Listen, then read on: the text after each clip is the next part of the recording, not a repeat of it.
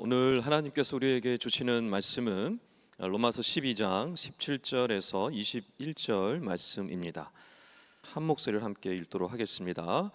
아무에게도 악을 악으로 갚지 말고 모든 사람 앞에서 선한 일을 도모하라. 할 수 있거든 너희로서는 모든 사람과 더불어 화목하라.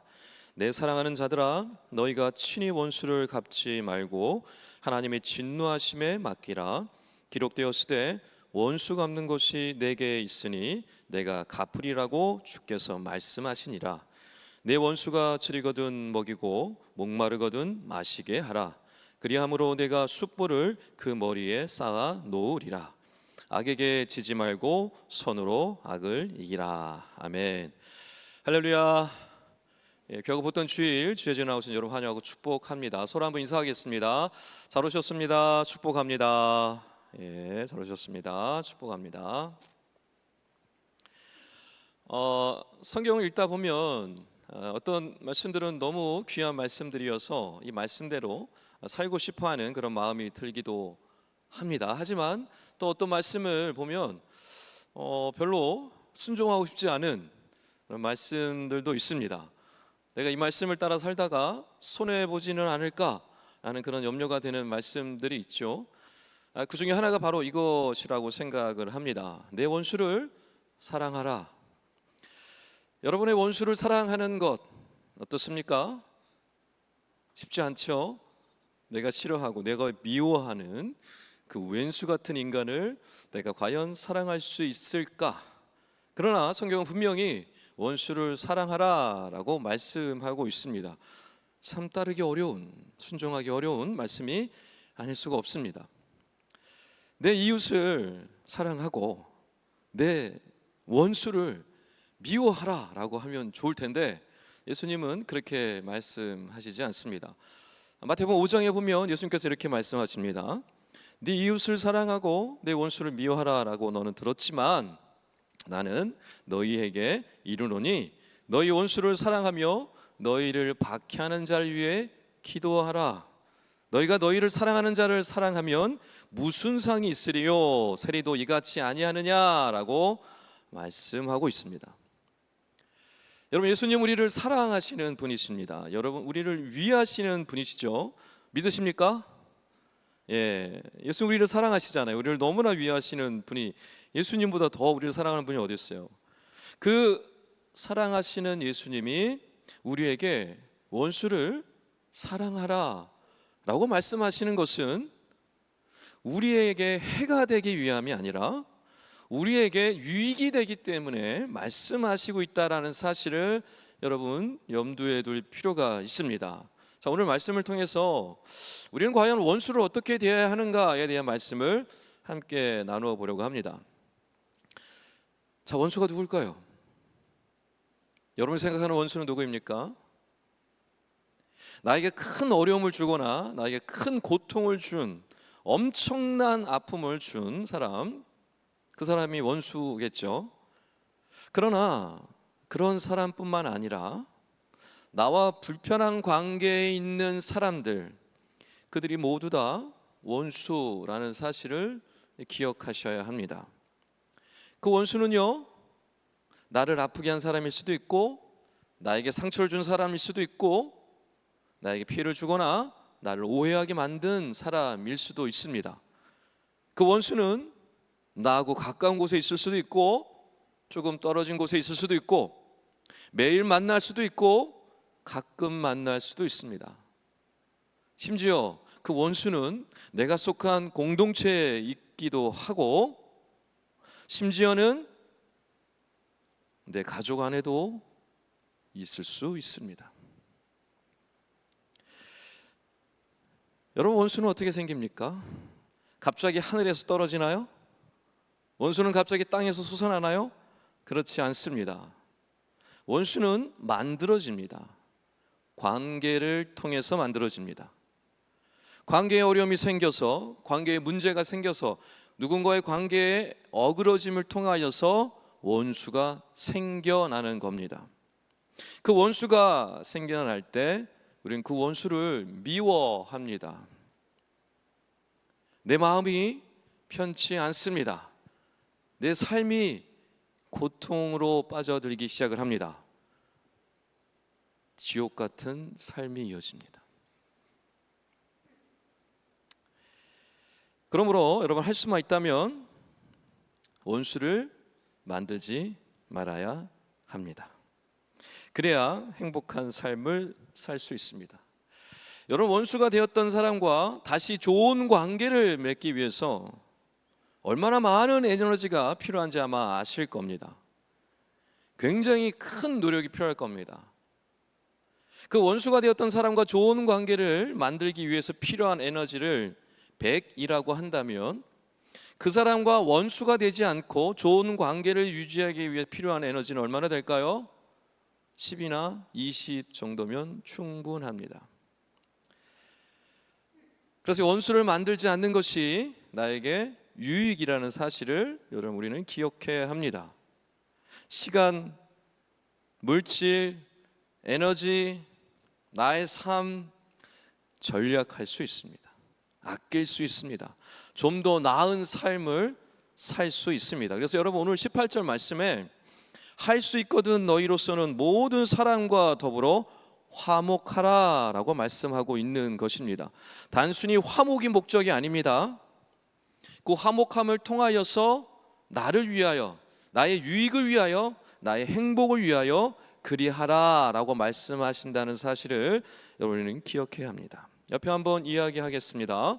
원수를 만들지 맙시다. 왜 이렇게 목소리가 작아요? 옆에 원수가 앉아 있어요? 그래도 한번 해봅시다. 옆에 원수 같은 사람이 혹시 앉아 있을지라도 다시 한번, 원수를 만들지 맙시다. 네, 원수를 만들지 않는 것이 내 삶에 엄청난 유익입니다. 원수를 날마다 보고 원수와 맞닥뜨린 삶을 살아가는 것처럼 힘든 삶은 없습니다. 그래서 세상에 많은 사람들이 그 원수를 없애기 위해서 주로 사용하는 방식이 있습니다. 뭡니까? 그 원수를 괴롭히는 거죠. 그 왼수를 공격하는 거죠. 그 왼수를 따돌림시키는 겁니다. 무시하기도 하죠. 근데 여러분, 해보신 분들은 아시겠지만 그 원수가 사라집니까? 내 눈앞에 원수가 사라진다고 하더라도 여전히 내 마음 안에는 그 원수는 사라지지 않습니다. 오히려 더 공격하면 할수록, 또 무시하면 무시할수록, 괴롭히면 괴롭힐수록 그 원수는 내 안에서 더 크게 역사하기 시작합니다. 별 도움이 되지 않습니다. 자, 그럼 우리는 그 원수를 어떻게 없앨 수 있을까요? 지금 내 주변에 존재하고 있는, 내 안에 존재하고 있는 그 원수들, 성경은 분명히 원수를 사랑하라라고 말씀하고 있는데, 그 원수를 우리는 어떻게 대해야 할까요? 어떻게 원수를 없앨 수 있을까요? 성경의 말씀을 우리가 눈여겨볼 필요가 있습니다. 자, 몇 가지 우리가 나누게 될 텐데, 가장 먼저 원수를 없애는 방법 뭘까요? 여러분 잘 아시는 원수를 사랑하는 겁니다. 예수님께서 복음서에서 반복해서 원수를 사랑하라 라고 말씀하고 있습니다. 쉽지 않죠? 그러나 예수님께서 우리에게 반복해서 말씀하고 있어요. 원수를 사랑하여라. 여러분, 원수를 미워하면 원수는 내 안에 계속해서 존재합니다. 그러나 사랑하기 시작하면 원수가 어느새 사라집니다. 그래서 예수님께서 원수를 사랑하라 라는 말씀은 원수를 사랑함으로 원수를 없애라 라는 말씀이기도 합니다. 누구를 위함입니까? 많은 사람들이 이 원수를 사랑하라 라는 말씀을 오해합니다.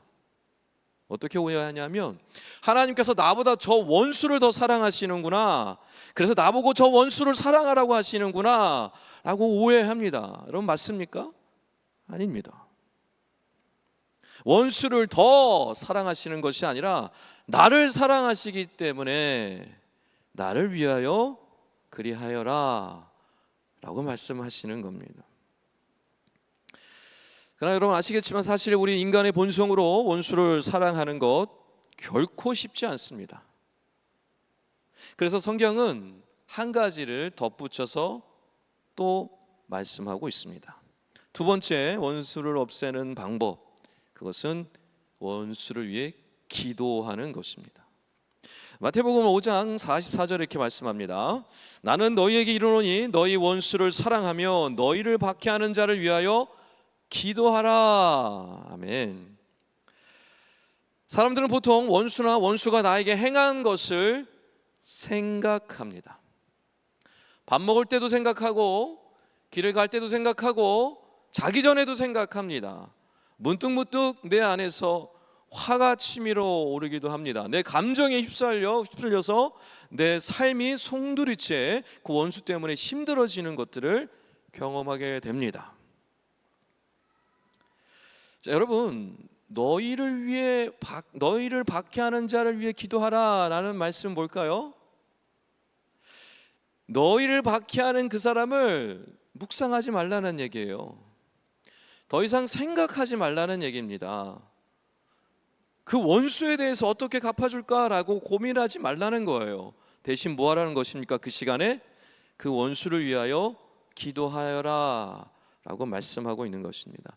여러분, 기도해야만 합니다. 그럴 때 내가 아니라 성령께서 일하기 시작합니다. 성령께서 그 놀라운 기도에 응답하셔서 놀라운 일들을 이루어 가시기 시작합니다. 여러분 꼭 해보시기 바랍니다. 원수를 묵상하면 묵상할수록 원수는 여러분 안에서 점점 커질 거예요. 그러나 그 원수를 위해 기도하기 시작을 할 때 그 원수는 점점 작아지고 어느새 사라지게 될 겁니다. 꼭 해보시면 좋겠습니다. 성경의 예를 들자면 야곱의 모습을 통해서 우리가 볼 수가 있습니다. 야곱이요, 형 에서의 장자권을 속여서 빼앗습니다. 그리고 도망가죠. 삼촌 집으로. 그때부터 야곱과 에서는 원수지간이 됩니다. 잠시 도망갔다가 돌아와야 한다고 생각을 했지만 20년이라는 세월이 후딱 지나갑니다. 오랜 시간이 흘러 야곱은 고향이 너무 그리웠고 부모님들이 보고 싶었습니다. 그래서 마음을 먹고 고향으로 돌아가기로 작정을 하죠. 온 식구들을 데리고 고향을 향해 갑니다. 그런데 형 에서가 자기를 향하여 400명의 사람들을 이끌고 오고 있다라는 소식을 듣습니다. 야곱은 너무너무 두려웠습니다. 형이 나를 죽이려 하는구나. 그때부터 야곱은 기도하기 시작합니다. 하나님, 형 에서의 손에서 저를 건져 주시옵소서. 그리고 그 에서를 달래기 위해서 많은 가축을 보내고 예물을 보내고 심지어 자기의 식구들까지도 나누어서 에서를 향하여 보냅니다.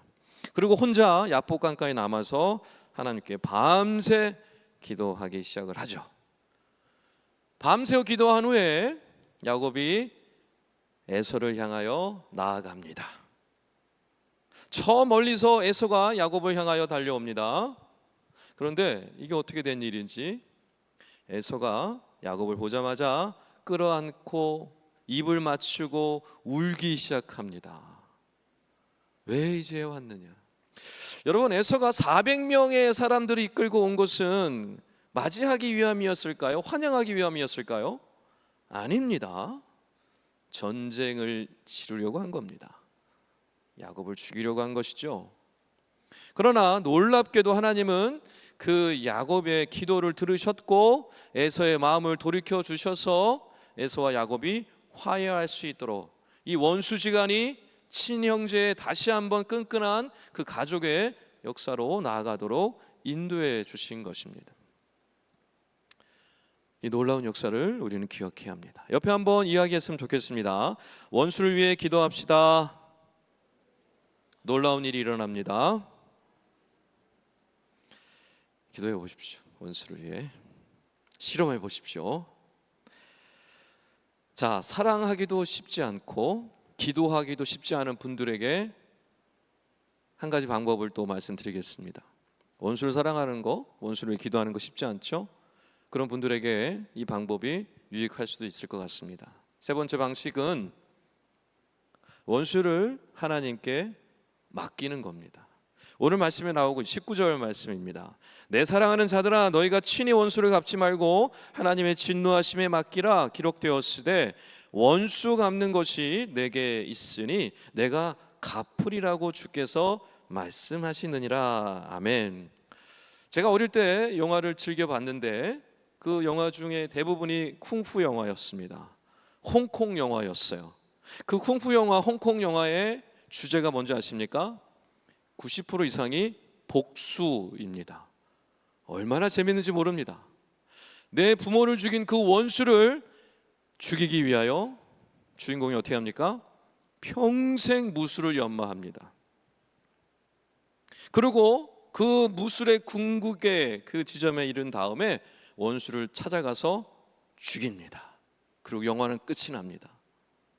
친구를 죽인 원수를 찾아내기 위하여 평생을 쫓아다닙니다. 그리고 그 원수를 발견하고 자기의 모든 것을 들여서 그 원수에게 복수합니다. 그리고 영화는 끝이 납니다. 물론 너무나 재밌고 흥미로운 영화이지만 저는 어릴 때 그런 생각을 해봤어요.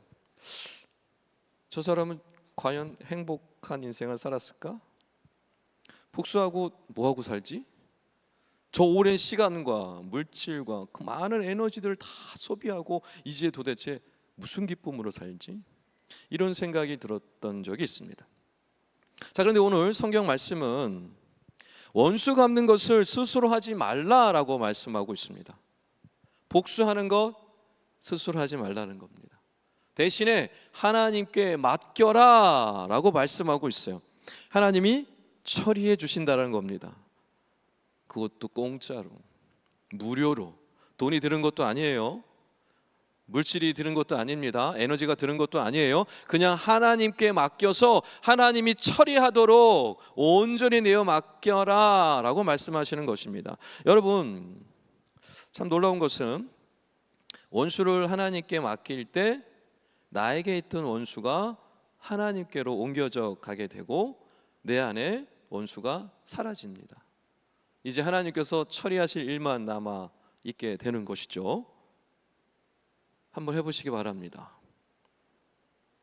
옆에 한번 이렇게 얘기하겠습니다. 원수를 하나님께 맡기십시다. 네, 원수를 하나님께 맡기십시오. 자, 마지막인데요.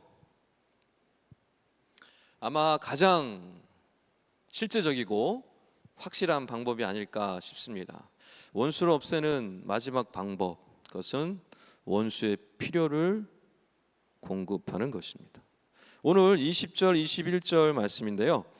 내 원수가 줄이거든 먹이고 목마르거든 마시게 하라. 그리함으로 내가 숯불을 그 머리에 쌓아 놓으리라. 악에게 지지 말고 선으로 악을 이기라. 아멘. 잠언 25장 22절 23절 말씀을 21절 22절 말씀을 인용한 말씀인데요. 언뜻 보면 이게 무슨 원수를 위한 것일까? 이런 생각이 듭니다. 원수의 머리에 숯불을 놓는다.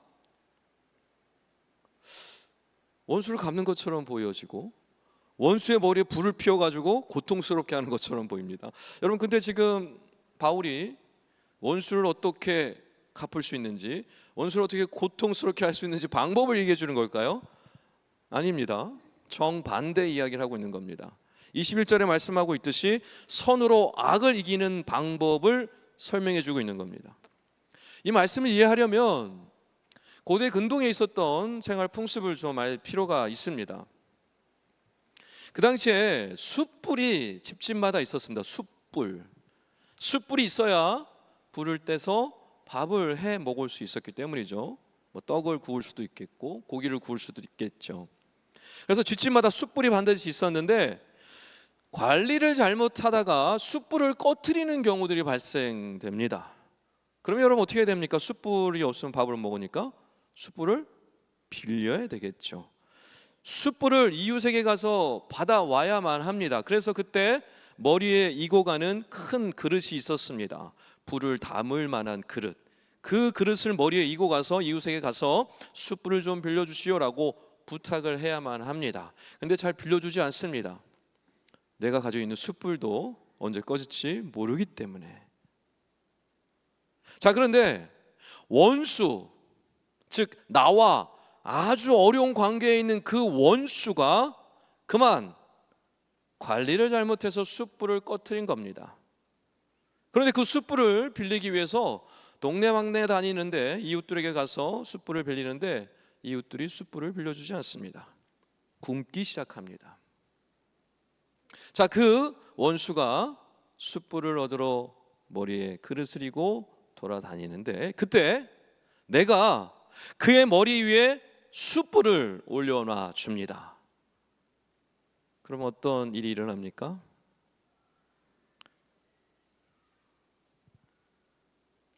선이 악을 이기는 일이 일어나는 것이죠. 여러분, 누군가 나에게 악한 행동을 한다고 나도 그와 똑같이 악한 행동을 한다면 어떻게 됩니까? 악이 반복됩니다. 끊어지지 않습니다. 그러나 누군가 나에게 악한 행동을 할 때 내가 다른 선택을 하면 어떻게 될까요? 그 원수가 나에게 악을 행할 때 나는 선을 행하고, 그 원수가 나를 도와주지 않을 때 내가 그를 도와주고, 그 원수가 나에게 먹을 것을 주지 않을 때 나는 먹을 것을 준다면 어떤 일이 일어날까요? 그 원수는 생각할 겁니다. 아니, 이 인간이 미쳤나? 나는 악을 행했는데 저 인간은 왜 나한테 선을 행하지? 왜 저러는 거야? 그때부터 그 원수의 마음에 양심의 가책이 들고 마음의 변화가 일어나기 시작을 합니다. 더 이상 악이 반복되어지지 않습니다. 우리나라 속담에도 비슷한 속담이 있습니다. 미운 놈 떡 하나 더 준다. 우리 조상들도 삶을 통하여 경험한 겁니다. 그래서 미운 놈은 누구입니까? 원수입니다. 떡은 무엇입니까? 그 원수가 필요로 하는 것이죠. 그걸 더 주는 겁니다. 즉 원수가 필요로 하는 것을 더 줌을 통하여서 어떻게 되는 것입니까? 관계의 회복이 일어나는 것이죠. 선한 역사가 일어나기 시작하는 것입니다. 여러분, 그것을 우리 조상들도 삶으로 경험해 알아 깨달은 것입니다. 그래서 이 속담이 만들어진 거예요. 여러분, 이처럼 오늘 말씀에 숯불을 머리에 쌓는다라는 것은 원수를 변화시켜서 원수를 없애는 방식을 말씀하고 있는 겁니다. 여러분, 세상의 방식은 어떻습니까? 악을 악으로 갚습니다. 악의 고리가 끊어지지 않습니다. 계속해서 악이 계속해서 이어져 갑니다. 그러나 우리 믿음의 방식은 무엇입니까? 복음의 방식은 무엇이죠? 선으로 악을 이기는 것입니다. 할렐루야. 선으로 악을 이기는 겁니다. 이게 바로 예수님의 방식이죠. 여러분, 하나님과 우리가 원수의 지간이었다 성경에 말씀하고 있습니다. 우리는 하나님 보시기에 원수였어요. 아주 악한 원수. 그런데 이 악하기 약한 우리를 하나님께서 어떻게 변화시켰었습니까? 똑같이 악을 통하여서 변화시키셨나요? 원수를 갚으셔서 우리를 변화시키셨나요? 아닙니다. 여러분, 우리가 어떻게 하나님 앞에 변화되었습니까? 그의 희생, 그의 선하심, 그의 공급하심, 그의 사랑하심으로 말미암아 우리가 원수 되었다가 그의 자녀가 된 것입니다. 그의 백성이 된 것이죠. 그의 형제가 된 것입니다. 여러분, 이 원리를 기억하셔야 되고, 예수님께서 우리에게 말씀하시는 그 원리가 바로 원수를 사랑하는, 원수를 없애는 방식에 대한 이야기라는 사실을 여러분은 반드시 기억해야 합니다. 그래서 여러분, 원수를 내가 도와주고 오늘 말씀하고 있는 것처럼 숯불을 위에 올려다 주고 원수에 필요한 것을 공급해 주고 하는 것들을 세상 사람들이 볼 때는 약해 보이고 어리석어 보이는 일이지만 결코 그렇지 않습니다. 오히려 그 원수를 변화시키는 놀라운 일들을 일으키는 것이죠. 그리고 내가 약한 것이 아니라 그 원수에게 필요한 것을 줌을 통하여서 악에게 더 이상 지배당하지 않겠다라는 강한 믿음의 결단이 있는 겁니다.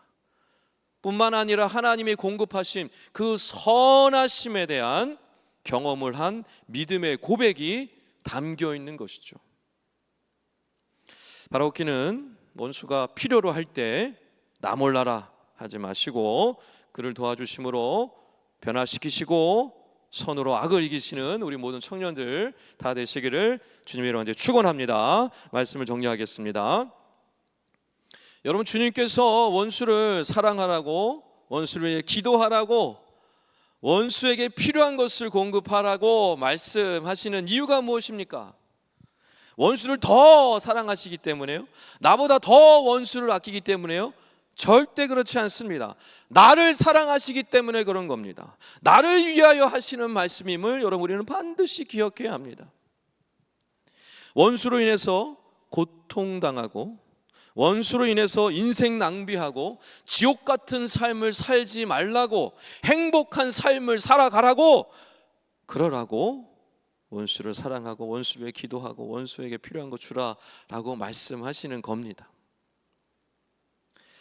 그러면 여러분, 우리는 어찌하든지 원수를 만들지 말아야 합니다.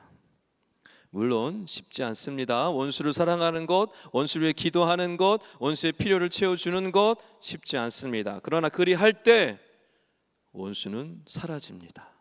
내 안에 원수는 사라지고 내 눈앞에 누가 나타납니까?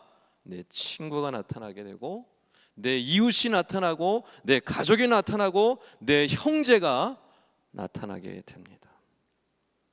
관계의 회복을 통하여 주시는 그 은혜를, 그 기쁨을 누리기 시작하고 지옥 같은 삶이 천국 같은 삶으로 이어지게 되는 것입니다. 그게 원수를 없애는 큰 복입니다. 우리 싱크 공동체가 그런 공동체가 되었으면 좋겠습니다. 서로 원수 보듯이 하지 않았으면 좋겠고 서로 형제를 대하듯이, 사랑하는 가족을 대하듯이 대하셨으면 좋겠습니다. 뿐만 아니라 여러분, 세상에 나가셔서 이제 한 주간 학교 생활하고 직장 생활하고 사업장에서 또 가정 가운데 살아가게 될 텐데 원수를 만들지 마십시오. 원수를 사랑하시고 원수를 기도하시고 그의 필요를 채워보시기 바랍니다. 실험해 보시기 바랍니다. 한 주간 그렇게 열심히 말씀을 따라 실험하시고 행하심을 통하여서 변화되시는 것을 경험하길 원하고요. 그 지옥 같은 삶이 천국 같은 삶으로 변화되어지는 그 은혜를 누리시는 우리 청년들, 우리 성도님들 다 되시기를 주님의 이름으로 축원합니다.